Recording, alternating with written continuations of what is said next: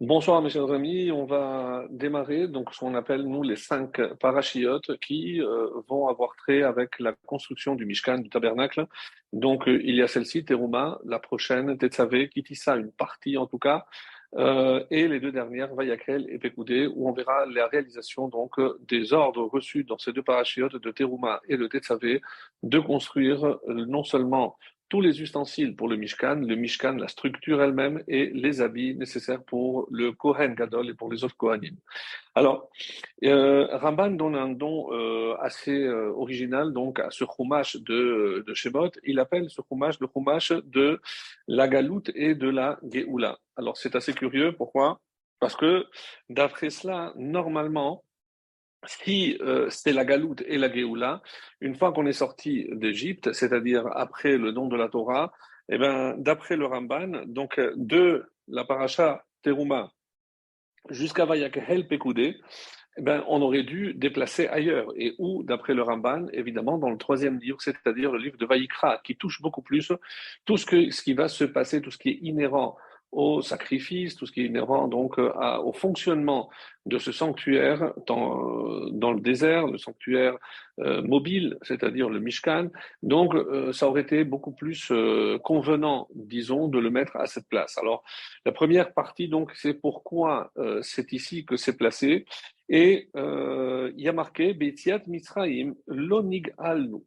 Donc parce que il faut comprendre que lorsqu'on est sorti d'Égypte, on n'était pas encore entièrement, la délivrance n'a pas eu lieu juste parce qu'on est sorti d'Égypte, et que la Shekhinah, celle qu'on avait comme à l'époque des Avot, les Avot, les patriarches qui ont réussi à faire descendre la Shekhinah, qui avait quitté, comme on l'avait déjà rappelé à plusieurs occasions, donc à chaque faute de Adam, Caïn, la faute, la génération du déluge, donc on dit que la Shekhinah s'éloignait de plus en plus et que les Avot ont fait redescendre la Shekhinah.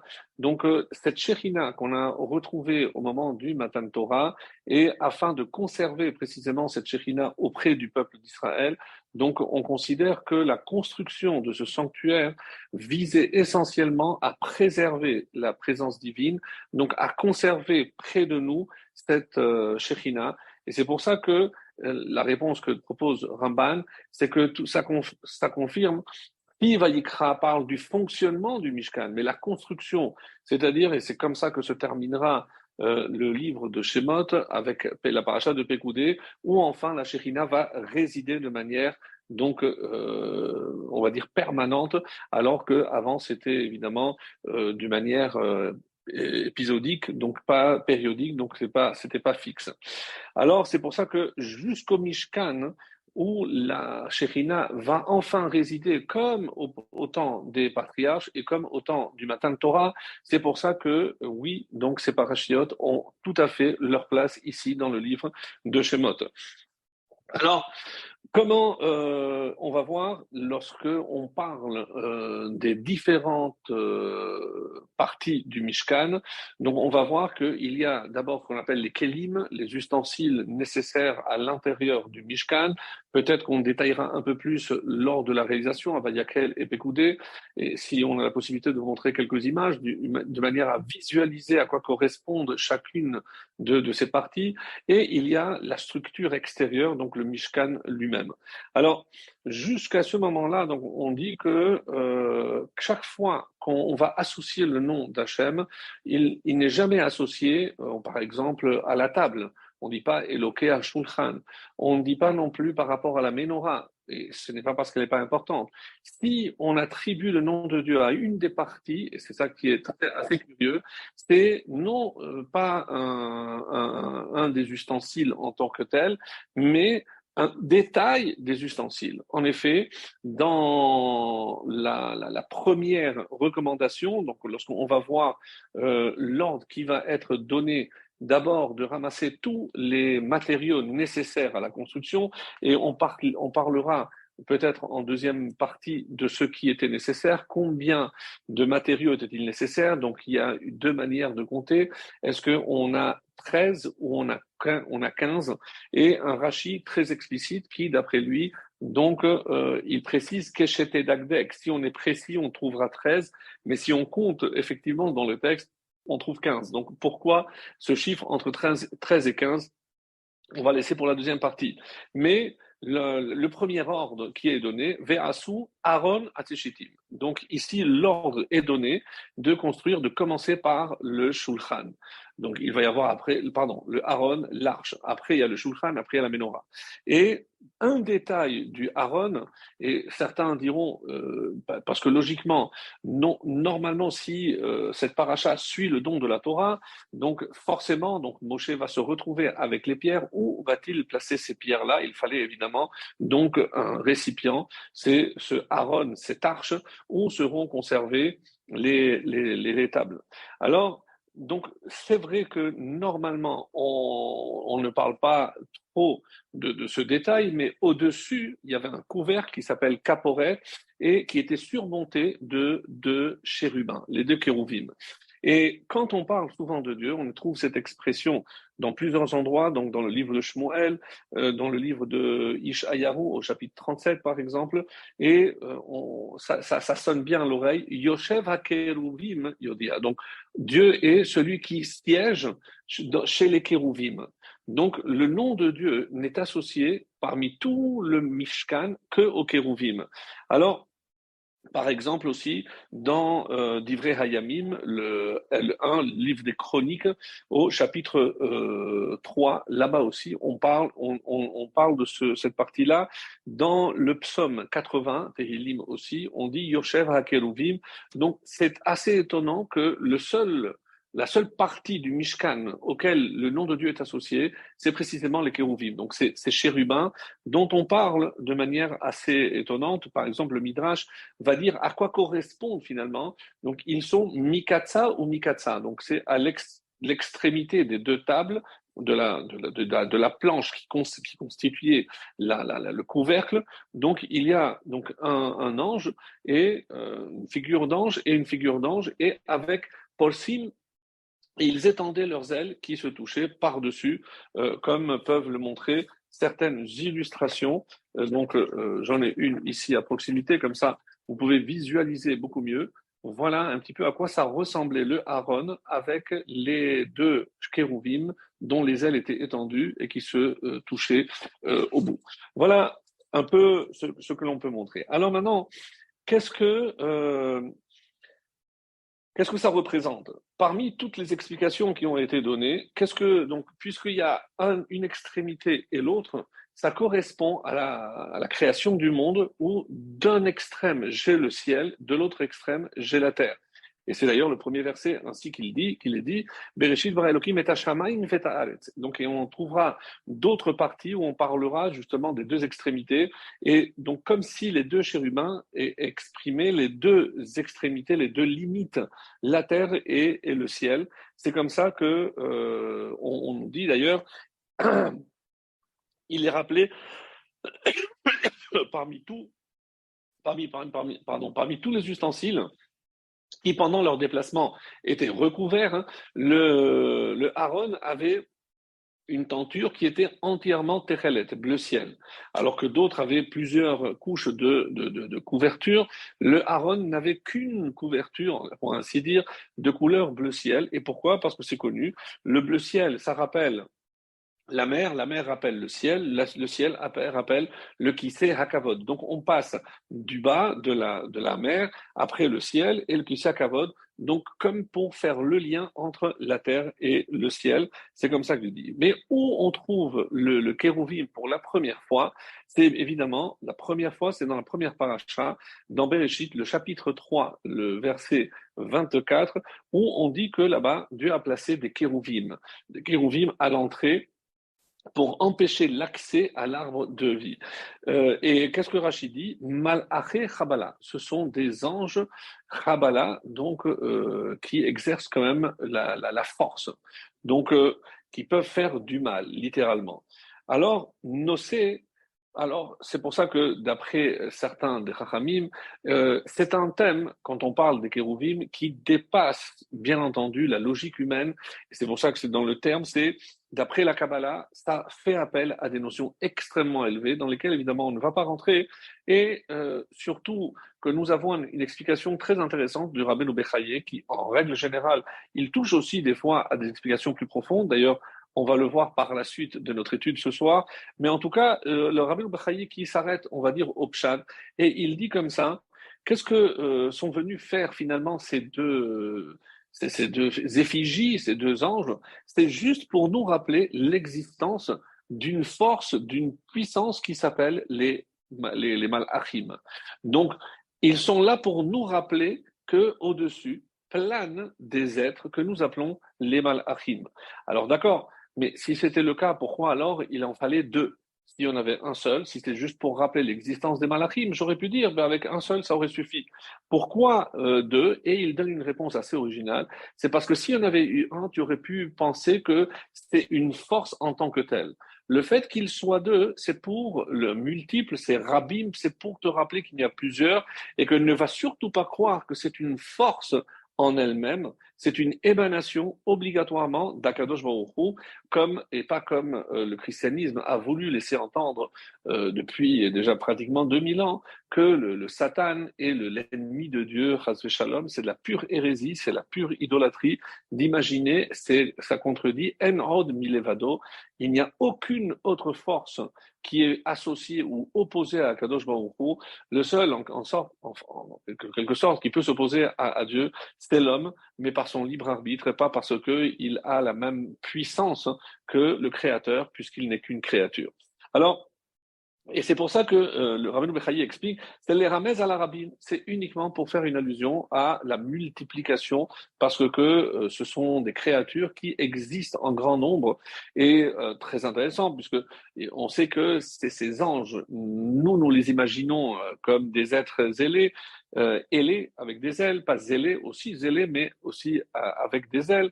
Et c'est surtout ce sont des énergies, des forces qui émanent de la Or Ensof, de la lumière infinie de Dieu.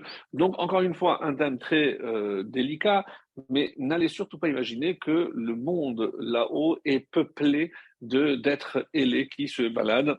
Et d'ailleurs, on dit que le malach, comme ça il dit, il occupe un tiers du monde.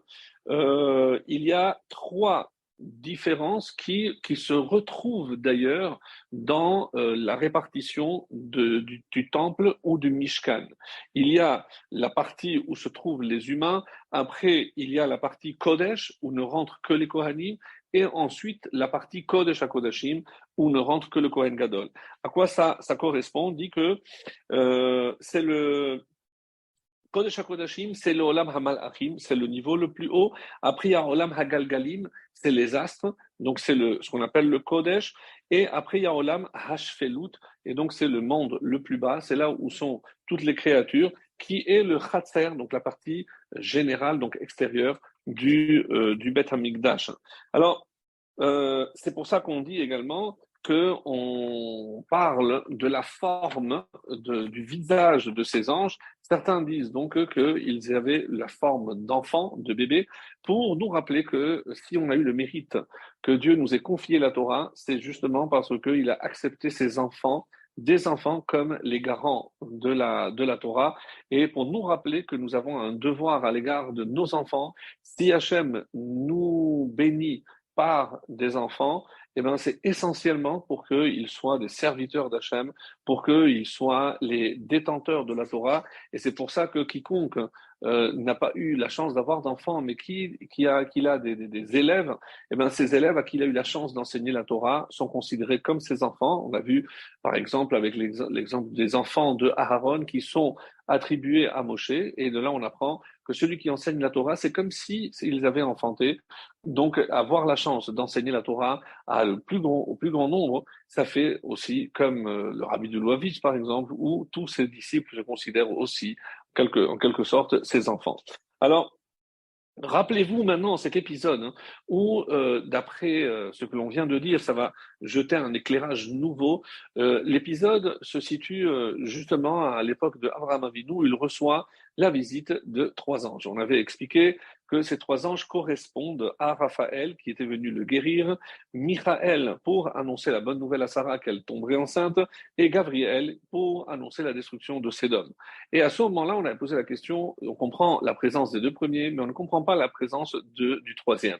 C'est pour ça qu'il y a plusieurs réponses. Je vous renvoie à ce que nous avions déjà vu. Sinon, consultez le livre de Bereshit et vous retrouverez une des réponses qu'on avait données. Et maintenant, on dit aussi que dans la Gemara, dans le Midrash, qui est rapporté par le Midrash aussi, on dit que ces trois malachim avaient trois, on va dire, tenues différentes. Un, c'était un marin, l'autre, c'était un boulanger, et le troisième, c'était un bédouin. Et les Rachamim expliquent pourquoi cette correspondance, parce que le monde est réparti en trois. Pas trois parts égales, on le sait aujourd'hui, que 2 tiers de notre planète est de l'eau, mais trois parties, c'est-à-dire la mer. La mer, donc, c'est par allusion aux marins. La terre, c'est là le lieu d'habitation de l'homme, et l'homme ne peut habiter que s'il y a du pain à manger, c'est pour ça que c'est le boulanger, conditorio. Et le désert, c'est le bédouin, la troisième partie, donc, qui compose notre belle planète. Alors, pourquoi on dit que l'ange Gabriel, qui apparemment n'a rien à faire ici, se présente devant Abraham? Donc lui, il est venu pour détruire Sédom, donc il n'avait peut-être pas de rôle à jouer auprès de Abraham et de Sarah. Alors, indépendamment d'une explication qu'on avait déjà donnée par le passé, sur laquelle je ne reviens pas, mais ici, c'est par rapport à un autre midrash. Rappelez-vous, lorsque Dieu a dit Naaseh Adam, il a consulté les anges. Et les anges qui se sont opposés, on nous dit que ce sont précisément Raphaël, Michaël et Gabriel, ils se sont opposés à la création de l'homme. Alors, comme Dieu a dit, ils avaient raison, pourquoi tu vas créer Ma Enosh Kitiskerenu, pourquoi tu vas le créer? Parce que sache que, regarde, Adam lui-même va te désobéir, son fils va commettre un meurtre, 10 générations après, tu vas être obligé de tout détruire. Donc, les Malachim avaient vu tout cela et avaient évidemment raison sur tous les points. Mais ceci dit, alors il lui a dit, c'est vrai, tout ce que vous dites, c'est vrai, mais il faudra attendre que je puisse donner la Torah. Et c'est pour ça qu'on dit que ad zikna dans le psaume qui rappelle Ma Enosh qui tiskerenu, on parle jusqu'au moment de la vieillesse. Et à quoi ça fait allusion? On dit lorsque je me présenterai comme un vieillard. Au moment comme ça dit le Midrash, au moment de la traversée de la mer Rouge, Ish Milchama, donc Hachem s'est présenté comme un guerrier. Mais au moment où on a reçu la Torah, Hachem s'est présenté comme un homme sage, donc un vieillard. C'est ça, Zeken, Zekana Chochma, Zaken.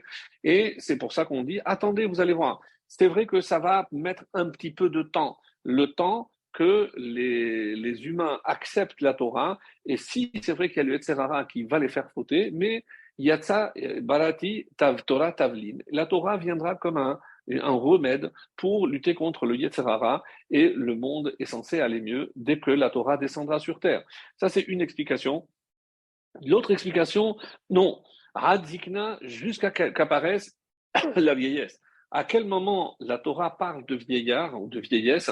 C'est Abraham Zaken Babayamin. C'est la première fois où lui avait demandé les signes de vieillesse, donc jusqu'au moment de l'apparition d'Abraham. C'est vrai. Jusqu'à Abraham, le monde va aller de pire en pire. Mais Abraham, n'oubliez pas que quand j'ai dit Behi Beraham, j'ai créé le monde, le ciel et la terre pour Abraham. Donc allez, et maintenant vous vouliez que vous vouliez de moi que je ne crée pas l'homme. Maintenant je vais vous faire descendre chez qui? C'est celui pour qui j'ai créé le monde. Et maintenant c'est pour ça que Dieu a envoyé ces trois anges pour voir quelle était la force incroyable d'Abraham et la raison pour laquelle, évidemment, Dieu avait, oui, choisi de créer le monde. Pour Abraham, ça valait la peine et il a voulu leur démontrer. C'est pour ça qu'il les a obligés à aller tous les trois. Les trois qui s'étaient opposés sont allés voir de quelle matière était fait à Abraham Avinu pour les convaincre que oui, ça valait la peine de créer l'homme. Alors, le Meshech Chochma nous dit, il y a un passage, Meshech Chochma, donc on avait souvent cité, à la fin du livre de Shemot, il a un commentaire sur les Haftarot et aussi sur la Megillat Esther, et il dit que à quoi ça fait allusion les deux kérouvim, pourquoi il y a deux Kérouvim, et il dit qu'il y a toujours eu, le peuple juif a toujours été dirigé par deux personnages, deux manhigim, deux goalim. Si, par exemple, on parle de la période de Moshe, alors on a Moshe et Aaron. Moshe est considéré le Sar HaTorah, lui, c'est l'intermédiaire, celui qui enseigne la Torah, celui par qui la Torah nous a été donnée, et Aaron, Sar HaHanhaga. Donc, il a un langage magnifique, c'est-à-dire ce qu'on aurait pu dire aujourd'hui, dans d'autres termes en hébreu, la halacha, c'est la loi, comment je dois me comporter, qu'est-ce que je dois faire, qu'est-ce que je ne dois pas faire, et il y a la halicha, le comportement. Le comportement, donc nous avons ici les deux modèles qui sont Moshe pour la Torah, ce que je dois faire, et Aaron, comment je dois le faire, c'est-à-dire le comportement que je dois avoir. Et comme ça, il dit, et de la même façon qu'il y a ici-bas deux manhigim, deux dirigeants, il y a également Keneged Shne Malachim, et pardon, ça correspond aussi aux Malachim. Et c'est comme ça que le Meshach Chochma nous donne des noms assez étonnants. On dit aussi qu'il y a, comme il y a le Sar HaTorah, donc c'est généralement un titre qu'on donne à un très très grand de la Torah, le Maran, le Rav Gaon Kanievski, donc qui est appelé Sar HaTorah, le prince de la Torah. Donc, et dans le ciel, il y a aussi le Malach HaTorah qui s'appelle Sandalpon. Comme ça, c'est rapporté dans le traité de Chagiga en page 13b, Yud Gimel Amud Bet. Et le Malach HaHanhaga s'appelle Memem Tav Resh Vav Nun, un nom qu'on ne prononce pas, Memata et R-O-N, pour le nom de cet ange-là. Alors, Rabbeinu Mechaye nous dit pourquoi Hachem nous a ordonné de faire deux kérouvim et pourquoi il y a le terme Shenaïm, Shenaïm kérouvim. Généralement, on dit Shené kérouvim. Pourquoi Shenaïm? Souvent, le terme de Shenaïm, parce qu'il dit Shenaïm, c'est Shonim. Shenaïm, chaque fois que, généralement, donc on avait dit qu'il y a un chiffre qui est en plus, on dit pour nous dire qu'ils étaient égaux. Mais quand on dit Shenaïm et pas Shené, comme ça explique le Rabbeinu Mechaye, et c'est que c'est deux. Shenaïm, c'est du mot Shonim qui sont différents. Alors, quand, par exemple, on dit que Medaber miben shne hakeruvim, donc là, quand il y a marqué shne hakeruvim, c'est pour nous dire qu'ils étaient égaux. Alors, dans le traité de Yoma, la page 54, on nous dit de quoi avaient l'apparence ces deux chérubins, Zachar Unkeva. Donc, un, c'était le mâle, l'autre était une femelle, et même si je dis que c'était des enfants, je peux dire que c'était un petit garçon et une petite fille, donc ça ne change pas. Et on apprend de là que c'était deux tinocotes, deux bébés, donc mâle et femelle. Et n'oubliez pas que la façon de construire les chérubins était miksha, c'était en un seul bloc. Je ne pouvais pas créer l'ange et après le souder. Non, il fallait que ce soit d'un seul bloc. C'est le terme qui est utilisé dans la Torah, c'est miksha. Et cette notion où on a déjà rappelé plusieurs fois cette opinion, à savoir que quand la Torah donne un chiffre alors qu'il n'y avait vraiment pas besoin, par exemple, l'exemple le plus connu, c'est les deux boucs de Kippour, c'est pour nous dire pourquoi c'est marqué 3 fois, parce que c'était 3 points où ils devaient être identiques, donc c'est marqué l'apparence, coma, la taille et damim et le prix. De là, on apprend. Et donc c'est pour ça que quand on parle des 10 commandements, il y avait deux tables, deux tables, les louchot, et il y avait Ben Adam la Makom et Ben Adam la Chavero. Et on avait expliqué que quand Hachem a dit les 10 commandements, comme ça c'est rapporté dans le Midrash et par beaucoup de commentaires, donc il a dit les 10 en même temps, et après il a commencé à répéter un par un, mais il n'est allé que jusqu'au deuxième. Donc, mais alors pourquoi, à quoi ça servait de dire les 10 dans Bevatachat en même temps? C'est pour que je comprenne que les 10 sont indissociables. Donc ce n'est pas pour faire un jeu de mots avec 10, mais c'est indissociable. Je ne peux pas séparer, rappelez-vous, le midrash qu'on avait raconté la semaine dernière, que lorsque Moshe s'apprêtait, c'est surtout la paracha de Kitissa, il s'apprêtait à jeter les tables, les Ékénim l'ont freiné. Qu'est-ce qu'ils voulaient faire? Au moins sauver une des tables. Je dis, si tu penses qu'ils ont été coupables parce qu'ils ont fait la faute du veau d'or et que c'est de l'idolâtrie, alors ils ont contrevenu au premier et au deuxième commandement, Loye Anochi, je suis éternel, tu n'auras pas d'autre Dieu. Donc, que tu veuilles casser la première table, on comprend, mais pas la deuxième. Je dis, non, c'est vous qui n'avez pas compris. elles sont indissociables. Comme on a étudié ce matin dans la Gemara, dans Kiddushin, il y a le tzaddik ra, le tzaddik qui est méchant. Comment il peut être tzaddik et méchant? Oui, parce que le tzaddik, c'est-à-dire il fait tout ce qui est entre lui et Dieu, mais il est ra, c'est-à-dire mais il ne fait pas ce qu'il faut avec les hommes. Et il y a le rachat qui ne fait pas ce qu'il faut avec Dieu, mais il peut être tov, mais il est aussi avec les humains, il est tov. Donc cette balance, donc évidemment qu'il faut être un tzaddik et tov, c'est-à-dire non seulement les lois qui régissent ma relation à Kadosh Baruch Hu, donc verticale, mais aussi horizontale, vis-à-vis des hommes. Et on avait déjà insisté énormément sur ce point tellement, tellement important qu'on dit qu'on ne peut pas séparer les deux tables, on ne peut pas séparer dans ce que nous appelons la Torah, c'est d'une part la religion, c'est ce qui me relie à Hachem, c'est pour ça que la Torah n'est pas que la religion, parce qu'il y a aussi tout ce qui régit, et d'où la preuve et l'importance que on a eu la paracha de Mishpatim, juste après le don de la Torah, pour que je fasse VLE avec le Vav, pour relier. Non, il n'y a pas ma relation à Dieu après à la relation à l'homme, non, VLE, c'est ensemble, et je ne peux pas les séparer. Alors, pour le Malbim, il donne aussi une autre explication aussi très originale. Et il nous dit à quoi ça fait allusion les deux chérubins. On a parlé tout à l'heure des deux dirigeants, et chaque fois que, lorsque le temple existait en tout cas, on avait la chance d'avoir un roi et un Kohen Gadol. Donc il y avait le prêtre, le grand prêtre, et il y avait le Kohen. Donc ça c'est les deux manhigim, et c'est une allusion. Et c'est pour ça qu'il dit que pour Sekenafaim les marla, et comme pour rejoindre un petit peu ce que nous venions de dire, c'est les mitzvot ben Adam la makom et les mitzvot ben Adam la chavero. Et d'où je le vois, parce qu'on dit qu'il était pour Sekenafaim les marla, les ailes, comme j'ai montré dans l'image, aller vers le haut, ça c'est ben Adam la makom, et après penehem ishelachiv, mais les visages étaient un face à l'autre. Donc ça c'est la deuxième partie, c'est ben Adam Lachavero. C'est-à-dire que même dans la représentation de ces chérubins qui est surplombé la Torah, et ça vient nous enseigner que c'est indissociable. C'est pour ça que c'est tellement important de faire miksha, c'est d'un seul bloc.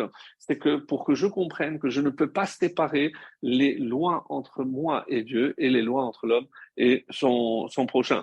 Et c'est pour ça, puisque comme nous venons de le vivre avec le premier jour déjà de Rosh Chodesh, et ce soir nous sommes le premier Adam, Michel Nifnas Ada Marbim Besimcha, donc si on a le temps, on dira un petit mot sur cette joie extraordinaire, d'où nous vient cette joie. En tout cas, une petite allusion à Purim, pour faire un petit pont déjà avec ce que nous venons de dire, c'est que toutes les fêtes que nous avons dans le calendrier, généralement sont célébrées par des mitzvot entre l'homme et Dieu. Sonner le chauffard, manger de la matzah, donc c'est ça ne touche pas ma relation à l'autre. La seule fête qui fait exception, c'est la fête de Purim.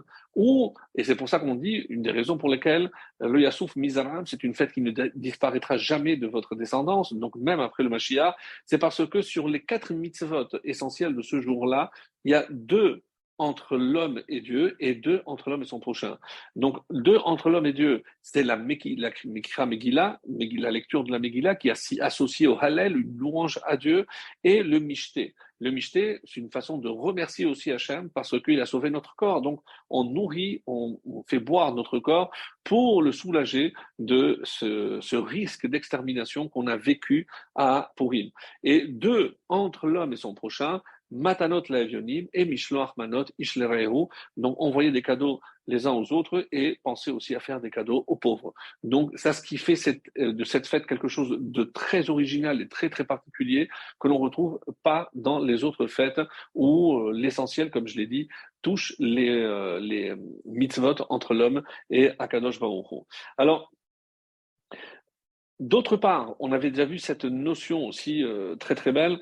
Pourquoi on dit qu'à Purim, il y a eu aussi une Kabbalat Torah. Donc on a vu que lorsque Hachem a voulu faire accepter la Torah au peuple juif, Kafa alehem har kegigit, le Midrash se basant sur le Betar Titar, ils étaient sous littéralement la montagne. Qu'est-ce que ça veut dire? Dieu avait, par l'intermédiaire de Moshe, avait interdit l'accès à la montagne. Donc comment ils se sont rapprochés? C'est une allusion, un machal, pour dire qu'il avait pris la montagne et il l'avait renversée comme une casserole sur eux pour leur exiger, pour les obliger en quelque sorte à recevoir la Torah. Et s'il est vrai qu'on parle ici d'une kéfia, on les a obligés en quelque sorte à recevoir la Torah, donc comment après imaginer que voilà, il faudra attendre le moment où il n'y aura pas justement cette kéfia, cette obligation, cette contrainte de recevoir la Torah. On le verra par la suite. Euh, et donc, au moment de Purim, on a reçu la Torah par amour. Et on dit à quoi ça fait allusion. Et c'est pour ça que c'est une image très très belle. C'est la différence entre Yaakov et la relation entre Yaakov et Rachel et Yaakov et Léa. Donc, sans rentrer dans les détails, on dit que Léa, c'est Alma de Itkassia. C'est le monde voilé, alors que Rachel est le monde dévoilé. Donc, on avait déjà touché ces notions-là. Et on dit que à Purim, c'est pour ça qu'il y a Purim et Hanouka, donc une fête correspond à Rachel et l'autre à Esther. Donc Yaakov et Rachel, pourquoi? Parce que Léa, on l'a obligé à se marier. Donc la fête au moment où on a reçu la Torah, pourquoi on n'a pas reçu Be'ahava? Parce que au départ, il est clair que Yaakov n'aimait pas Léa. Ils lui ont imposé, mais il fallait, parce que sans cela, imaginez, donc on n'aurait pas eu toutes les tribus qui sont issues de Léa. Et bien de la même façon, Yaakov et Rachel, donc c'est plus Purim, vous avez compris. Donc Hanouka, c'est voilé. Les miracles sont voilés, ça se passe à l'intérieur. Et à Purim, donc c'est Rachel, et là, parce que c'est un amour sans contrainte, et c'est à ce moment-là qu'on compare donc justement ce don de la Torah à cela. Donc Hanouka, c'est Léa, et on dit, rappelez-vous, on avait parlé de ça, c'est que le Sfat Emet nous dit qu'on ne peut pas imposer quelque chose des Chachamim si on ne trouve pas une base dans la Torah. Et c'est pour ça que Hanouka, donc c'est, comme il explique, c'est par rapport à Sukkot, et le chiffre 8 jours de Sukkot avec Shemini Atzeret, et 8 Hanouka, les 8 jours de Hanouka, et quel est le lien avec Léa, pour ceux qui s'en souviennent, parce que avec les deux tribus de sa servante, il y a donc huit enfants, Léa a 8 enfants. Mais si je compte Rachel, donc Purim c'est un jour, mais c'est faux, puisque c'est le 14 et le 15. Mais Rachel finalement a eu 4. Oui, mais n'oubliez pas que Yosef a laissé sa place à ses 2 enfants, Ephraim et Ménaché. Donc du coup, ça fait 5. Et en effet, donc comme vous le savez, la fête de Purim, on peut lire, comme la première Mishnah nous le dit, la Megillah à partir du 11 et jusqu'au 15, 11, 12, 13, 14, 15. Donc pendant 5 jours, je peux lire la Megillah, ce qui veut dire que c'est la correspondance avec Rachel. Alors, maintenant que nous avons entamé un petit peu Purim, j'aimerais revenir donc sur un point très intéressant. C'est par rapport à ce que l'on nous dit que c'est Mishenichnas Adar Marbim Besimcha. Donc, mais la phrase exacte se trouve dans le traité de Ta'anit, la page 29a. Keshem Keshem Menichnas Av Memaratim Besimcha. De la même façon que depuis que rentre le mois de Av, Memaratim Besimcha, on diminue la joie, car Mishenichnas Adar Marbin Besimcha, on augmente la joie dès que le mois de Adar commence. Et c'est vrai que ce n'est pas logique. Pourquoi je devrais me réjouir dès le début du mois? Donc, est-ce que j'anticipe déjà que le 14, il va y avoir une fête, et alors même à partir du début, je dois commencer déjà à me réjouir? Donc, quelle est la raison pour laquelle je me réjouis Mishenichnas Adar, dès que rentre Adar? Et la réponse de dans la Gemara, qu'est-ce qu'on dit? Qu'Hachem, de la même façon que lorsque rentre à Av, je commence à diminuer. Oui, mais Av, la destruction du temple, c'est le 9, même le 9 ou le 10. Mais pourquoi, dès le début du mois, je commence déjà à diminuer, à m'attrister? Donc, de la même façon que je commence au début du mois, alors aussi pour Adar. Mais comment je peux comparer Adar à Av? Donc, ça, c'est la question qu'on va essayer de traiter. Donc, même si on ne parle pas de pourri, mais comme on rentre dans Hadar, j'ai trouvé que c'était intéressant de le rappeler, et en faisant un petit lien aussi avec la paracha de Teruma. La paracha de Teruma, donc, on va dire, qui va initier le début du service dans le tabernacle, dans le temple, pour ainsi dire. Et comme c'est bien connu, une des raisons pour lesquelles le temple a été détruit et une des raisons pour lesquelles on a même l'obligation de jeûner, c'est parce que parmi les nombreuses raisons pour lesquelles le 17 Tammuz est une date néfaste, c'est parce que Boutal Hatamid, le korban du Tamid a été annulé. Et on sait que dès qu'on a remplacé ce tamid, il n'y a pas eu de tamid et c'était la destruction. Tant qu'on offrait le tamid, le temple subsistait. Qu'est-ce que c'est ce tamid? Donc c'est ces deux agneaux, un le matin et un l'après-midi, ben arbaïm. Et dans le Shulchan Aruch, vous savez que lorsque Rabbi Yosef Karo a commencé à rédiger, il y a dans une autre partie de la planète, donc en Europe, il y avait Rabbi Moshe Isserles qui a commencé lui aussi à écrire un Shulchan Aruch. Lorsqu'il a su qu'il y avait Rabbi Yosef Karo qui avait commencé à rédiger cet ouvrage, il s'est rétracté, il a dit « je me permettrai de faire des rajouts » et si lui a dressé la table, Shulchan Aruch, moi je vais mettre la nappe. C'est pour ça qu'on dit Mappa. Et effectivement, donc, dans le texte du Shulchan Aruch, lorsque le Rama Moshe a quelque chose à dire, il dit Haga, une remarque. Chez nous, on a l'habitude de faire plutôt comme ça ou comme ça. Donc, pour dire là où les Ashkenazim diffèrent généralement des Sfaradim. Et comment il commence le Rama est très intéressant. Donc, il dit au début, Yidgaber Ka'ari la'amod baboker la'avodato bidbarach. Donc, il commence le Shulchan Aruch en disant, un homme doit se lever le matin comme un lion pour servir son créateur. Et dans le Rama, il dit Shiviti Hashem lenagdi tamid, j'ai placé Hashem devant moi tout le temps. Ru klal gadol batorah. Il commence par le verset Shiviti Hashem lenagdi tamid. Il commence par ce verset où je retrouve le mot tamid. Et qu'est-ce qu'il dit? Qui aime yeshivat adam utnuota ve'asaka vehu levado bebeto keshivatu utnuota ve'asaka vehu livne melech hagadol. Il ne faut pas oublier qu'il est toujours en présence du roi du monde. Kol sheken ke sheyasim ha'adam el libo she'amelech hagadol hakadosh baruch hu asher male kol ha'aretz kevodo omed alav ve'roe ve'ma'asav. Donc placer Dieu. Si déjà, lorsque on se trouve devant un roi en chair et en os, déjà on a une certaine crainte. Alors imaginez que lorsque je commence ma journée, je suis devant Akadosh Baruch Hu. Et ça, évidemment, Hachem nous regarde et il attend quelque chose de nous. Donc on dit, ça, le mois de Hadar, je dois comprendre que si j'ai la chance d'être observé par Hachem, c'est pas une contrainte, c'est pas une supervision néfaste ou maléfique, au contraire, parce que en quelque sorte, qui ou metzapé, comme ça disent les textes. Donc Hachem attend de voir ce que tu vas faire toi, sa créature, de cette journée qu'il t'octroie. Alors il dit, c'est pour ça que dès qu'il se lève le matin, il doit penser une chose, c'est déjà se mettre au service de son créateur. Et comment il termine le Shulchan Aruch, le Rama? Et il dit, donc Shulchan Aruch, le Siman 697, le premier alinéa. Yom Yudalet Vetet Vav Shebe'adar Rishon. Donc il a parlé déjà de Purim, donc le 14 et le 15 Adar. Mais qu'est-ce qui se passe lorsqu'il y a Adar 1 et Adar 2? On sait que la fête de Purim est repoussée à Adar 2. Et qu'est-ce qu'on doit maintenant? Est-ce qu'on doit marquer Adar 1 le 14 et le 15? Et il dit, donc le 14 et le 15 de Adar 1, qu'on appelle nous pour Purim Katan ou Shoshan Purim Katan, en noflim apelehem, donc il n'y a pas de supplication, et il rajoute, ça c'est ce que Shulchan Aruch, et rajoute le Rama, Yashomlim shechayav le'arvo de mishte ve'simcha. Il y en a qui pensent qu'il faut multiplier la joie et la nourriture. Ve en nohagin kan, mais on n'a pas la coutume de le faire. Mikol makom. Par contre, en revanche, il dit-il, Yarbe ksat biseuda kedel atzet yedeh hamachmirim. Comme il y en a qui pensent qu'il faut, alors c'est bien qu'ils prennent un peu plus, qu'ils mangent un peu mieux que d'habitude. Et il termine, Vetov lev mishte tamid.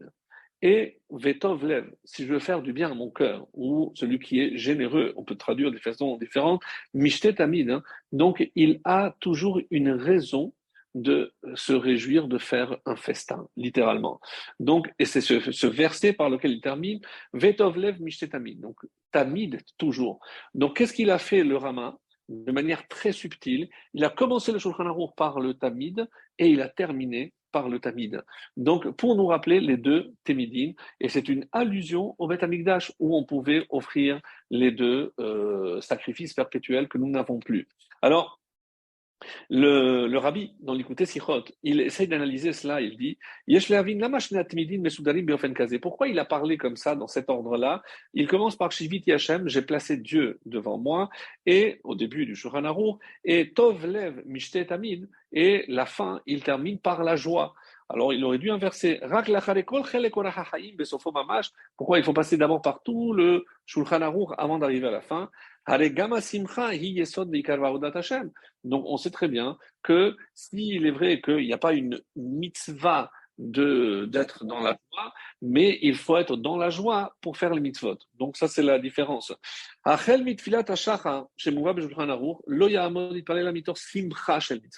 Lorsque quelqu'un se place le matin, il commence, il s'apprête à prier, il faut qu'il le fasse déjà dans la joie.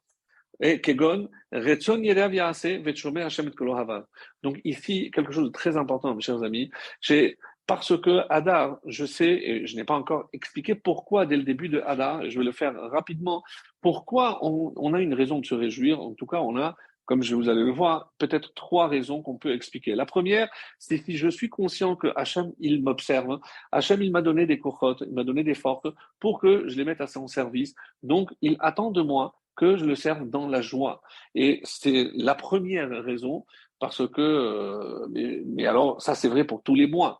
Donc pourquoi plus pour Hadar que pour Nissan, par exemple? D'ailleurs, on pose la question concernant Nissan, si je dis que les deux finalement ont une raison. Et ça c'est Rashi qui explique Michel Nichnas Hadar dans la Gemara, Yemen Nissim Ayul Israël. Parce que c'est vrai qu'il y a eu des jours de miracles pour Israël, mais il y a Purim, il y a Pessah. Et le Yabet, il y a Rabbi Yaakov Emden pose la question, Macheruskak Rashi Lefaresh, pourquoi il est obligé de parler de Purim et de Pessah, de Puria. Parce que si je disais que c'est uniquement à cause de Purim, je ne comprends pas pourquoi Michel Nichnas Adar depuis le début du mois. Lema aussi, alors dis-moi aussi Nissan, parce qu'aussi il y a une fête de délivrance, ou dis-moi aussi Kislev, parce qu'il y a la fête de Hanouka à la fin. Non. Alors c'est pour ça qu'il dit, c'est pas raison. Et là, c'est parce que là, on dit que tous les jours qui se succèdent ont quelque chose de particulier. Alors, on ne sait pas encore qu'est-ce qu'il y a de particulier, et celui qui va nous expliquer encore, d'après la Chassidoute, bien entendu, c'est le rabbi qui donne l'explication pour expliquer qu'Hachem Shemi Nichnas Av. Pourquoi? C'est comme il y a Av, je diminue, dès que Av commence, alors dès que commence Adar, j'augmente. Et pourquoi je fais dépendre Adar de Av? Donc ça, c'est la question à laquelle va répondre le rabbi d'une manière très, très originale. Il dit, Mouvan, shegeder ha-simcha bechodesh Adar, ou kemo geder ha-mirut. Donc, dans la même mesure où pour un mois, je dois commencer à augmenter, pour l'autre, je dois diminuer. Pourquoi Bechodesh Av? Parce que le mois de Av, donc on sait que les malheurs se sont multipliés, et Tisha B'Av, ou Yom Chayav. Et le 9 Av, c'est là où la sentence est tombée, le temple malheureusement a été très détruit. L'Orag Mitzat Banabaï, mais c'est pas uniquement parce qu'il y a la destruction, mais rappelez-vous, il y a eu aussi la faute des Meragelim, où Akadosh Baruch Hu a dit, je vais fixer pour toutes les générations, vous pleurerez. Vekar Lefer. Par contre, pour le mois de Hadar, c'est à l'envers. C'est-à-dire que l'influence de ce qui va se passer le 9 commence déjà bien avant, donc en amont. Et c'est pour ça que dès le début du mois, c'est comme si le 9 Av avait rétroactivement, en quelque sorte, une influence.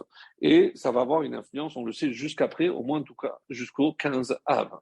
Et de la même façon, explique-t-il, Shebo urpenu anissim, veyesh bo yom zakai.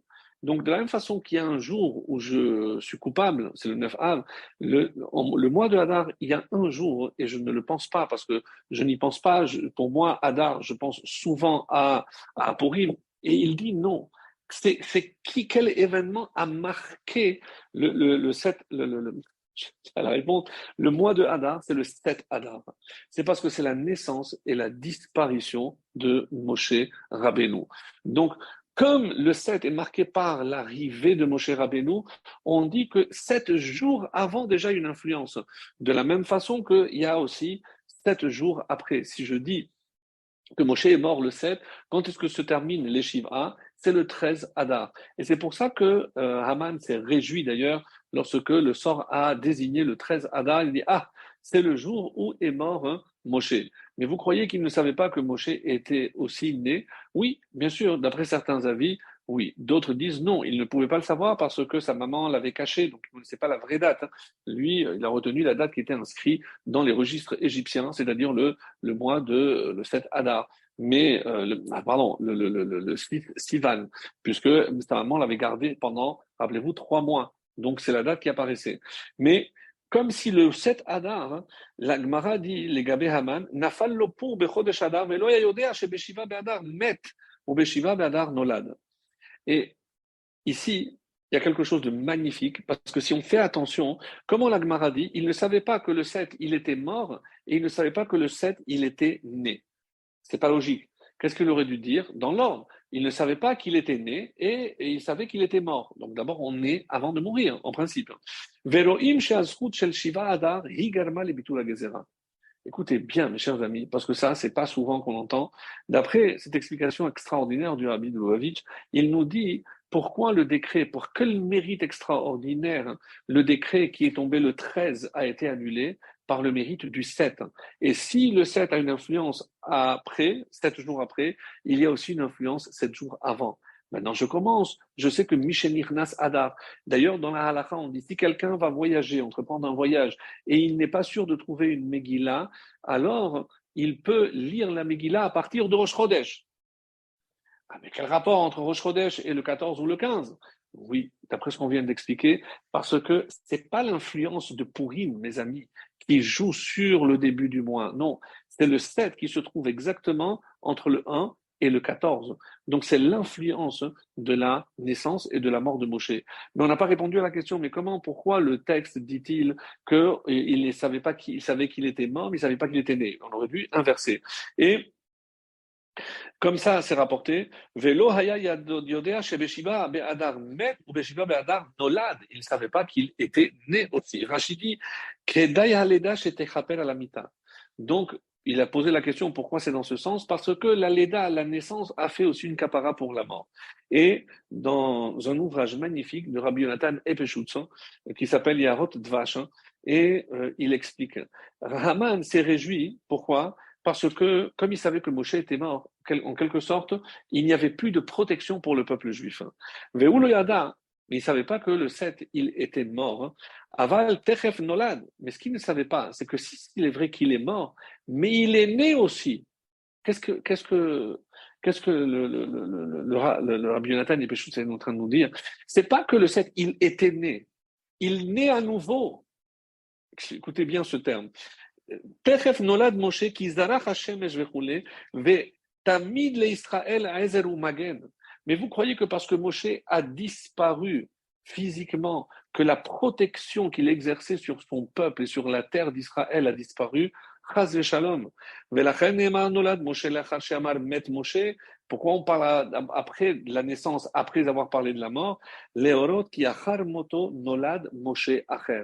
Parce que même si je dis que les tzadikim, même après leur mort, ils sont appelés vivants, mais ici l'explication est beaucoup plus forte. C'est-à-dire que c'est pas parce que son enveloppe corporelle a quitté ce monde que son influence et sa protection a disparu. Non, il est mort, mais il est né. C'est-à-dire, c'est comme s'il était toujours là. C'est comme si tous les 7 Hadar Moshe renaissaient. Donc c'est comme s'il revenait à la vie.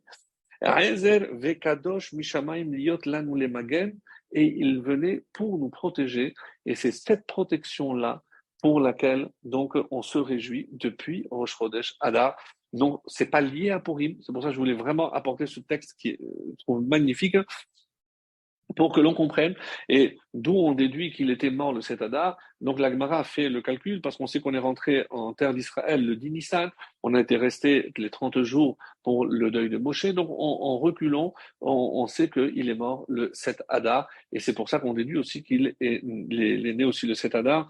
Donc, premièrement, on a dit, pourquoi on doit se réjouir? Parce que Dieu, ce mois où il y a une influence particulière bienfaisante de la part de Moshe Rabbeinu, on doit trouver la force de faire ce qu'on a à faire. Et c'est pour ça que la joie, c'est quoi? C'est la satisfaction de faire ce qu'on attend de nous. Et c'est ce que Hachem aussi attend de nous. Ça, c'est une première raison. La deuxième raison, c'est à cause de l'influence que Moshe a depuis le début du mois, et ça jusqu'au 13. Et la troisième, parce que quelque part, Moshe se réincarne à chaque génération, peut-être pas lui, mais pour Purim, c'est évidemment, il était présent à travers Mordechai. C'est-à-dire, à travers chaque génération, il y a l'esprit de Moshe qui plane et qui est là pour protéger le peuple juif. Voilà pour ce qui était un petit peu de Mishédir Nassadar, et on arrive à la deuxième partie de mon développement et qui sera aussi notre conclusion Bezrat Hashem. Donc une partie j'ai trouvé vraiment très intéressante parce que regardez, je vous lis maintenant, je reviens au début de la paracha après avoir fait le lien avec un peu Purim, un peu le début du mois de Hadar, et maintenant on va rentrer dans un détail de la paracha. Alors lorsque je prends le début de la paracha, que je vous lis très rapidement en français, parle aux enfants d'Israël et fait prendre par les trésoriers les matériaux que le peuple offrira pour le tabernacle de leurs biens personnels comme un prélèvement pour moi. Donc, qu'est-ce que tu dois dire à ces trésoriers qui sont censés récupérer? Vous prendrez pour moi le prélèvement de tout homme porté par son cœur à faire un don. Donc, il n'y a pas de coercition, il n'y a pas d'obligation. Il faut il soit vraiment, vraiment envie de le faire. Les matériaux suivants donc constituent le prélèvement que vous prendrez de or, argent, cuivre, laine qui est teinte en turquoise, en pourpre et en écarlate, étoffe de lin, poils de chèvre, peau de bélier teinte en rouge, les peaux de tachash, un animal aux teintes un peu multicolores, qu'ils trouveront d'ailleurs ici dans le désert, comme c'est marqué, le bois d'acacia, l'huile d'olive pour l'allumage de la menorah, et les aromates pour l'huile d'onction utilisée pour oindre le tabernacle lors de l'inauguration, et pour l'offrande d'encens, et on termine par des pierres d'onyx et des pierres milouim pour enchâsser, et donc des pierres d'onyx pour l'éphod, et les pierres à enchâsser, c'était pour le pectoral. Et on termine, et ils me feront un sanctuaire. Donc voici, donc, je vous ai cité en français les différents matériaux. Rachi, donc, Tikpo et Moraromati, vous allez voir qu'il y a 3 fois, comme c'est rapporté dans Megillah 29b, il rapporte ici, pourquoi il y a 3 fois le mot Terumot, Echat Terumat Bekal la Gulgolet, pour faire les Adanim, les socles, bon, ça c'est. Et il termine en disant, Shelosha Asar Devarim Ha'amurim Ba'inyan. Il y a ici 13 articles, 13 matériaux, 13 objets. Kullam Hutzrechu Limlechet HaMishkan O Lebigde Keruna. Et tout ce qui était nécessaire et pour la construction du Mishkan, et pour la confection des habits. Mais lorsque tu seras pointilleux, précis. Qu'est-ce que Rashi essaie de nous dire en rajoutant dagdek? Parce que si je suis mes dagdek précisément, et si je compte un par un, je ne trouve pas 13, comme il dit, mais 15. Ah. Alors, comme nous avons aussi des commentaires sur Rashi, voici ce que l'on peut dire. Donc, non, il n'y a pas 15, mais 13, avec exactitude. Rabbeinu Bechaye, il nous dit, donc il y a ceux qui sont d'avis comme Rashi, qu'il y a vraiment 13 articles, 13 matériaux, et d'autres, on va voir, non, ils ne sont pas tellement d'accord, ils sont plutôt pour le chiffre 15. Donc, quelle est la différence et que représente chacun de ces deux chiffres? Vous allez voir. Rabbeinu Bechaye, donc dans l'introduction du livre de Vayikra, le Lévitique, dont on parle des corbanotes, il recense un petit peu tous les types de corbanotes, d'offrandes qu'on pouvait offrir à Dieu. Et qu'est-ce qu'on trouve? Il y a au total 5 qui pouvaient être offertes à partir du blé, des offrandes donc de farine et autres, donc il y en a 5, et 8 à partir de l'animal, donc Ola, Khatat, Hacham, Toda, le Bechor, Korban Pesa, etc. Donc il y a au total 8. 8 et 5, c'est 13. Donc 13 korbanot. Et il dit, Rabbeinu Bechaye, à quoi ça correspond ce 13? Keneged shalosh esre midot shel rachamim. Comme les 13 donc, mesures de rachamim. Quelles sont les 13 mesures de rachamim? Il faudra attendre la paracha de Kitissa, où Hachem, pour se faire pardonner, demande au peuple, chaque fois que on dit les 13 articles de Midat Rachamim, Hachem, Hachem, Kel, Rachum, Vechanoun, Elechapayim, Velachesed, Vevinus, Alchesed, Olafim. Donc, il y a 13 midot de Rachamim, 13 mesures de Rachamim. Rashi explique, et ça c'est sa thèse, c'est que la paracha de Teruma et de Tetzavé ne sont pas à leur place. Et c'est pour ça qu'il ne manquera pas de préciser dans Kitissa que la fameuse règle En Mokdam ou Meuchar, il n'y a pas d'ordre chronologique dans la Torah. C'est pour ça que normalement, Teruma et Tetzavé auraient dû être allés après Kitissa. Pourquoi? Parce que d'après la thèse de Rashi, la construction du Mishkan vient pour expier la faute du Vaudor. Et la faute du Vaudor, c'est dans Kitissa. Donc, il faut mettre Kitissa d'abord, et après Teruma et Tetzavé, lors de construire le tabernacle pour expier la faute de la faute du Vaudor, et Vayakel et Pekoudé, c'est la réalisation et la construction elle-même. Donc, c'est comme ça, donc on aurait dû avoir Mishpatim, donc Yitro, Mishpatim, Kitissa, Teruma, Tetzavé, Vayakel et Pekoudé. Et pour faire une kapara. Et d'où il s'inspire donc du Midrash Tanchuma, qui dit effectivement, quand est-ce qu'on a reçu l'ordre de construire le tabernacle, on dit que c'est à Kippour. Et Kippour, parce qu'une fois que Dieu avait dit, Salar Tikit Varecha, il nous a remis les deuxièmes tables, il a pardonné la faute, et maintenant, donc, vous allez construire le Mishkan pour expier entièrement cette faute. Donc, ça rentre très bien d'après ce Midrash, et c'est la version, donc la thèse de Rashi, qui s'oppose à celle de Ramban Nachmanide, qui dit non, pas du tout, les parachiotes sont ici Kessidran, c'est exactement dans cet ordre, mais si je dis que c'est dans cet ordre, donc je ne peux plus dire que la construction du Mishkan vient pour expier la faute du Vaudor, parce qu'elle n'a pas encore eu lieu. Donc finalement, ça n'a rien à voir. Donc il n'est pas du tout lié. Alors, qu'est-ce qu'il va dire le Ramban? Quand il était monté au Sinaï, là-bas, il a reçu aussi, parmi tous les commandements, il a reçu aussi l'ordre. Je dis, voilà, je vais te donner maintenant, je vais te remettre des tables, et sache que je te demande de faire assez Aaron, tu vas faire une arche pour les mettre, et à côté de cette arche, tu vas faire aussi une menorah, après tu vas faire la structure, et ça s'appelle le Mishkan. Donc, pas du tout lié à la faute du Vaudor, d'après Ramban. Et Ramban, sur qui il se base? Tana Debe Eliyahu, qui nous dit qu'au moment où le peuple juif a répondu Naase ve Nishma, donc Hachem il a dit, eh ben, un peuple qui est capable de s'engager, je vais lui demander de me donner de bon cœur ce qu'il faudra pour construire une demeure ici-bas, sans aucun lien avec la faute du Vaudor, d'après Ramban, se basant sur Tana de Beliaou. Et sachez que, sans lire les textes, etc., mais d'après les références, d'après le Zohar, et sur la paracha de Vayakel, et d'après le Zohar aussi sur la paracha de Pinchas, il ressort que, mais et kol ish, Tamar, il explique que c'est pour inclure au début le Erev Rav, ça veut dire que c'était avant la faute que Dieu avait demandé. Et quand il va exécuter, il ne voudra pas d'Aber el Ben Israël, mais pas au Erev Rav, parce que comme ils se sont mêlés de la faute du Vaudor, donc maintenant ils sont exclus. Mais au début, ils avaient été inclus. Ça veut dire que l'ordre de faire le Mishkan avait été reçu avant même la faute du Vaudor. Donc ça va d'après le Zohar, Tana de Beliarou et le Ramban, et pas comme Rashi. Donc, si maintenant, on continue dans cette lancée-là, on dit que si d'après Rashi, ça vient pour expier la faute du Vaudor, pourquoi on commence par Zahav? Et pourquoi pas? Parce que si je dis qu'il y a un ordre croissant et décroissant dans l'ordre dans lequel Hachem a donné les différents éléments. Alors, vous voyez parfaitement, alors que... Donc, je n'avais pas parlé de ça. Ouais. Donc, on voit parfaitement que, par exemple, Zahav, on commence par l'or, mais on va terminer par les pierres d'onyx, et donc c'est beaucoup plus coûteux, et ça a beaucoup plus de valeur. Donc, si je dis qu'il y a un ordre croissant ou un ordre décroissant, c'est pas respecté. Je commence par l'or, par quelque chose de grande valeur, et je termine par les pierres précieuses aussi qui ont de la grande valeur. Et pourquoi j'ai pas fait un ordre normal?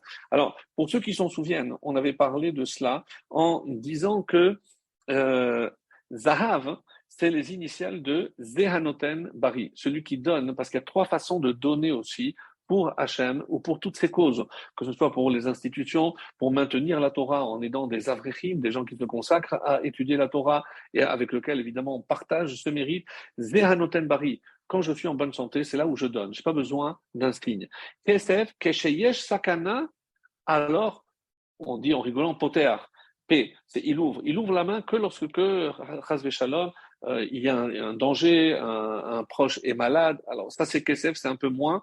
Et nechoshet c'est encore moins. Netinat cholé chez Omer titnou. C'est quelqu'un qui ne peut même plus donner parce qu'il est malade. Il demande aux autres de donner pour lui parce qu'il est dans la capacité de donner. Donc ça, chas shalom. Le Gaon de Vilna a donné notre explication aussi très belle. C'est que finalement, je retrouve dans ces lettres tout ce qui me rattache à la Torah et à travers aussi les jours où j'ai un lien particulier avec la Torah.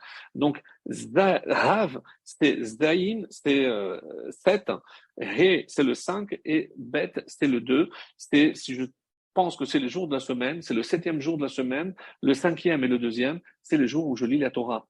Donc, c'est là où j'ai le lien parfait parce que c'est là où je suis en communication avec Dieu, avec la Torah. Après, j'ai Kesef, Kaf, c'est Kippour, Stamer, c'est Sukkot, et P, c'est Pessah, et aussi Purim, où je suis aussi en relation avec Hachem. Et après, Nechoshet, Nun, c'est les Nerot, Chet de Hanouka, Chet, c'est aussi Chodesh, c'est le premier mois, comme aujourd'hui. Shin, c'est Shavuot, mais c'est aussi Simchat Torah, et Tav, c'est les Ta'aniot, c'est les jeunes, ou aussi d'une autre façon, mais je suis aussi en communication avec Hachem, je lui donne quelque chose, je lui donne ma graisse, je lui donne mon essence pour me faire pardonner et pour faire teshuva. Donc, c'est une manière de Gaon de Vilna très, très, très originale. Alors, on dit par exemple que pourquoi on n'a pas choisi un ordre croissant ou décroissant, mais d'une manière claire. Le Kliyakar donne une explication très très très belle, parce que si j'avais commencé par le plus bas jusqu'au plus avec la plus grande valeur, j'aurais pu penser que ça n'a pas la même valeur, que c'est mieux si je peux donner plus. Mais qu'est-ce que Hachem voulait? Voilà, je commence par quelque chose qui a de la valeur et quelque chose qui a aussi de la valeur à la fin. Et au milieu, pour moi, tout est pareil. Qu'est-ce qui est l'essentiel? C'est pas ce que vous donnez, mais comment vous le donnez. C'est le cœur avec lequel vous donnez. C'est comme ça qu'il dit. Et comme on avait déjà expliqué, par rapport au 13 et au 15, donc c'est ce que la partie que je voulais expliquer. Donc, en tout cas, est-ce qu'il y a 13 ou 15? Le char sur la Torah dit que comment j'arrive à 13 d'après Rashi, ici on a 15, il dit parce que il faut enlever Shemen la Maor, l'huile pour allumer, et aussi comme on avait expliqué, les aromates pour l'huile d'onction, parce que ça fait pas partie, il a dit, pour le Mishkan et pour les habits. Ça fait pas partie, donc j'enlève 2 et il en reste effectivement 13. Le Rehem, non. Donc, qu'est-ce qu'il va dire, lui? Non, il faut enlever, parce qu'il y a marqué Techelet, Argaman et Tolat Shani, mais c'est 3 couleurs. Mais c'est quoi l'essentiel? C'est la laine. Donc, je remplace 3 par un qui est la laine, et peu importe la couleur, parce que la couleur, c'est pas un matériau, et c'est Rabbi Eliyahu Mizrahi, et c'est magnifique parce que là, je retombe aussi sur 13. Donc, 15 moins 3, c'est 12, mais je rajoute la laine, et ça fait 13. Le Maharal nous dit que je dois enlever les pierres. Pourquoi? Parce qu'il y a marqué celui qui est porté par son cœur. C'est-à-dire que j'ai la possibilité de donner. Mais on sait très bien que les pierres, personne n'avait la possibilité de donner. Pourquoi? Parce qu'elles sont venues directement du ciel et ce sont les Nessiim, les princes qui les ont récupérées.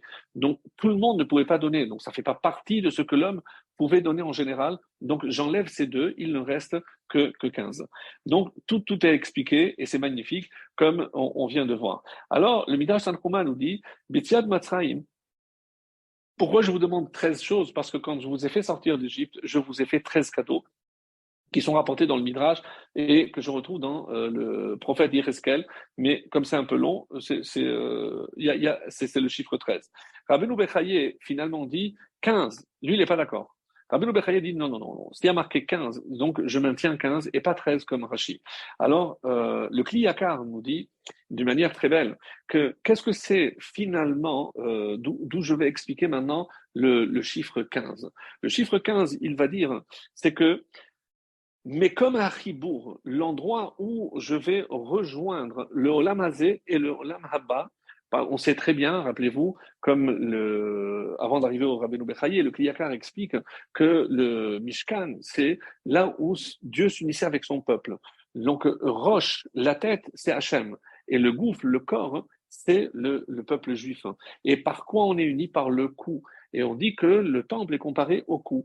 Donc, et ça, c'est-à-dire que le 15, c'est quelque part le chiffre de l'union. Et comment? Et c'est ce qu'il va expliquer.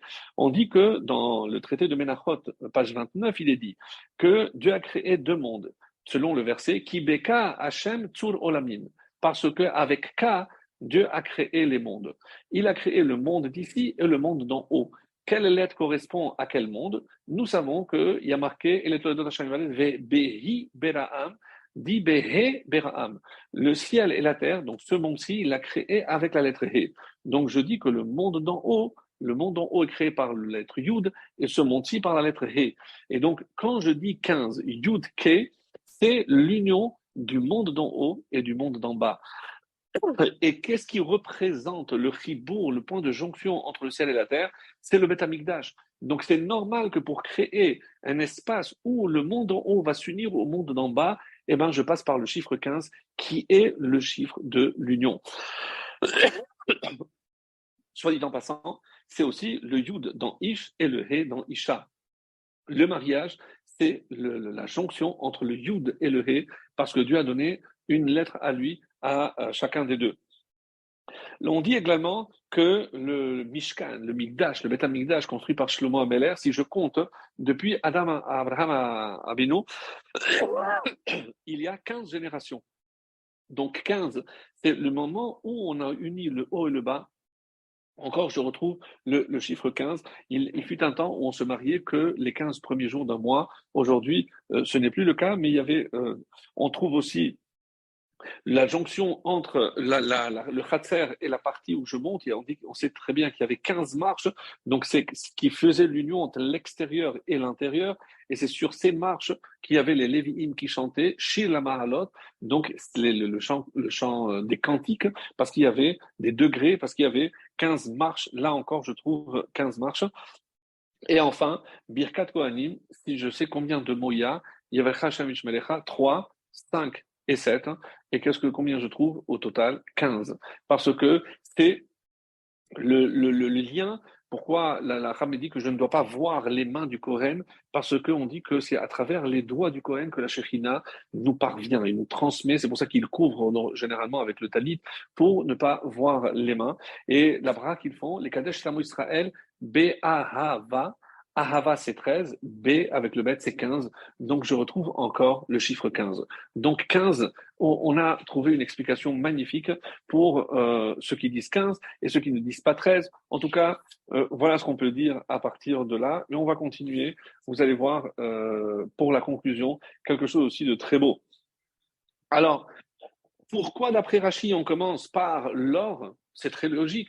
Parce que si lui, il dit que c'est pour expier la faute du veau d'or, donc puisque le veau était en or, donc vient l'or du Mishkan pour expier le veau de l'or du veau. Et donc ça, je comprends très bien.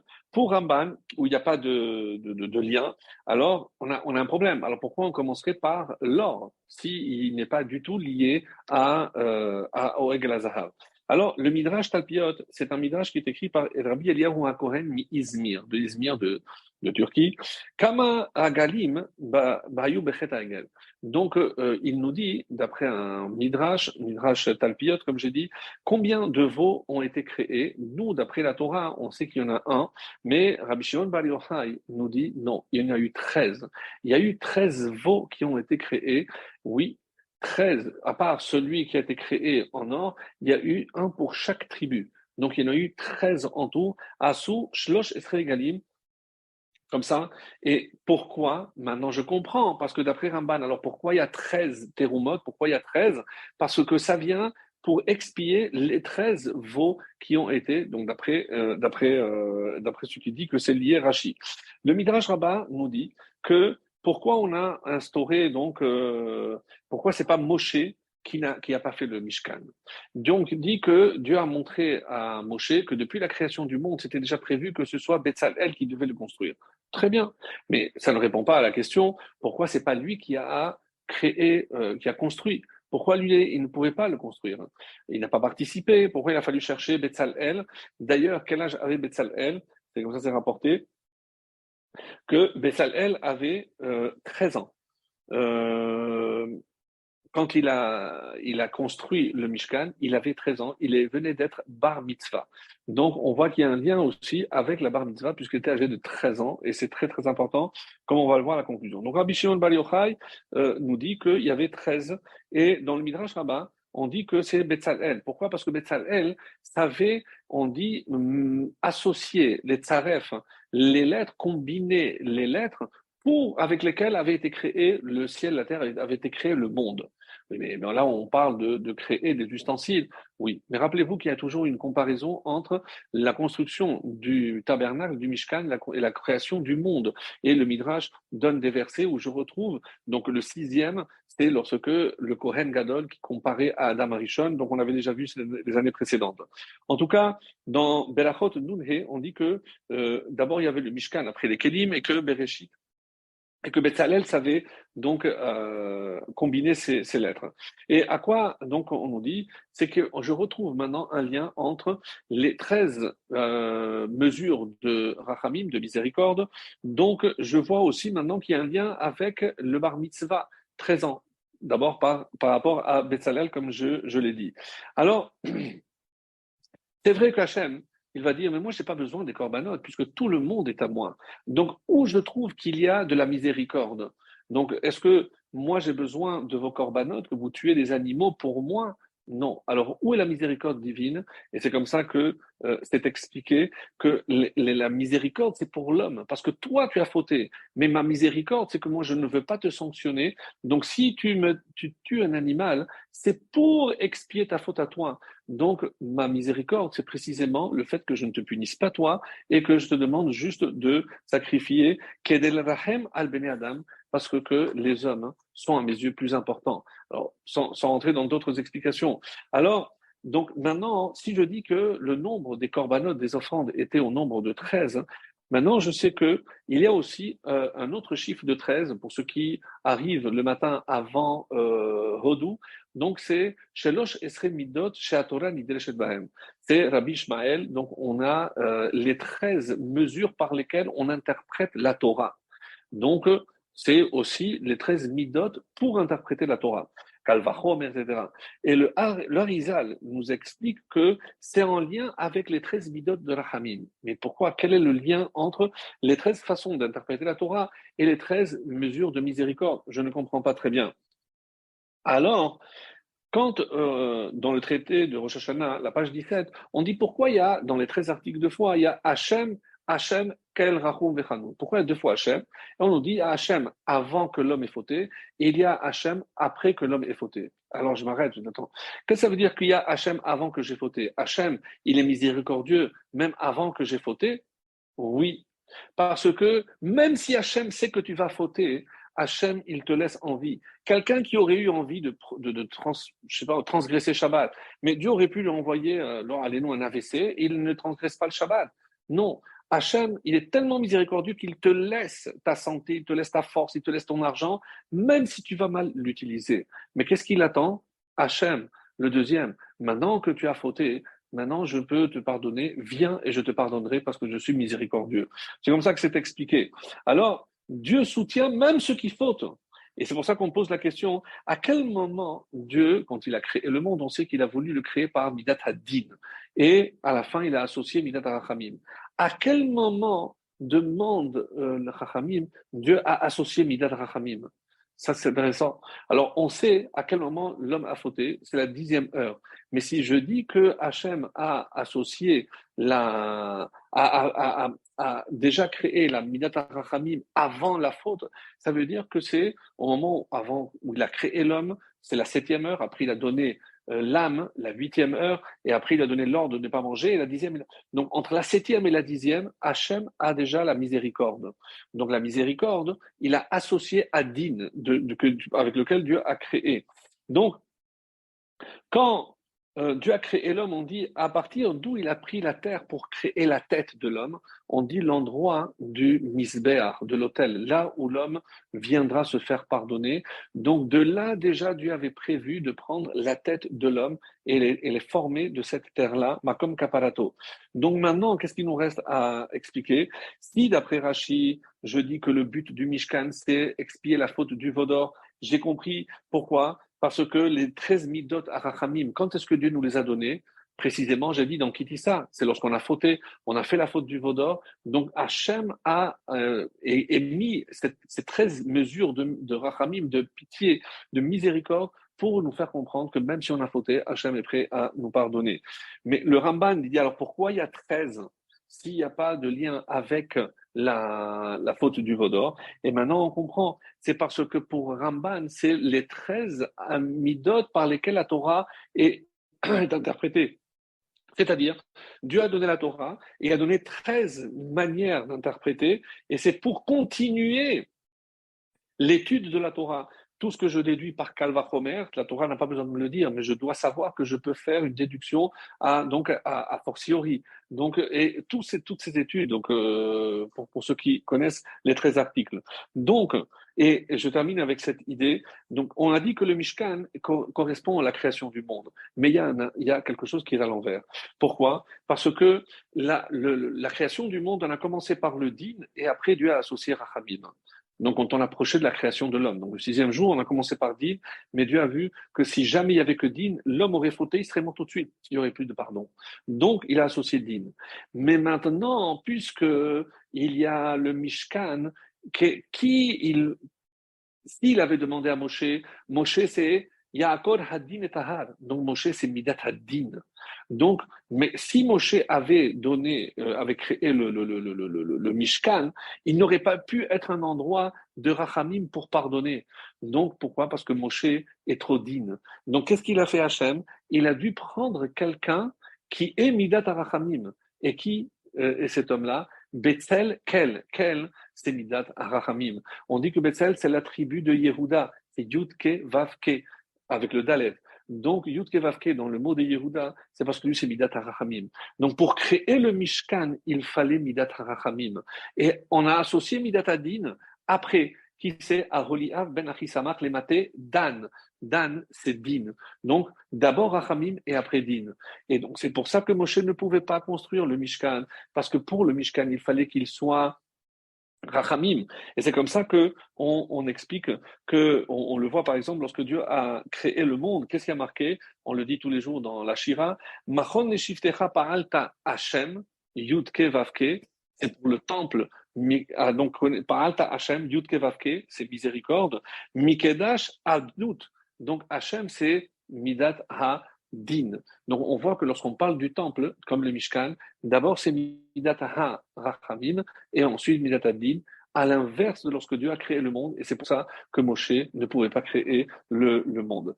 Et je termine avec, on a parlé de Purim, et c'est le mot de la fin. Donc on dit que Achashverosh, il a fait un festin, et on nous dit, Chod Karpas ou Trelev. Donc, quand on compte le nombre d'articles, de matériaux qui sont décrits au début de la Megillah d'Esther, on trouve 13. Aïe, encore ce chiffre 13? Oui. Pourquoi? Parce que on dit qu'il y a deux raisons. Comment Ahasuerus voulait éveiller l'accusation sur Israël? 13, rappelle-toi Hachem, c'est ce peuple qui a fait 13 veaux d'or. Et il y en a qui disent non, parce que lui, il voulait, comme Israël a fait un Mishkan, un sanctuaire avec 13 matériaux. Lui, il voulait utiliser 13 matériaux, mais pour faire un Mishkan pour la Toum'a. Et qu'est-ce qu'on a eu? Venahaforhu. Donc, ce 13 s'est transformé pour nous en un bon chiffre. Ce 13 qui devait être l'extermination. Donc, on a fait Teshuvah, on a reçu la Torah, et voilà, mes chers amis, c'est ce qu'on espère que ce mois apporte la joie à tout Israël en voyant pas le Mishkan, mais le Beth Amikdash le plus proche possible. Amen.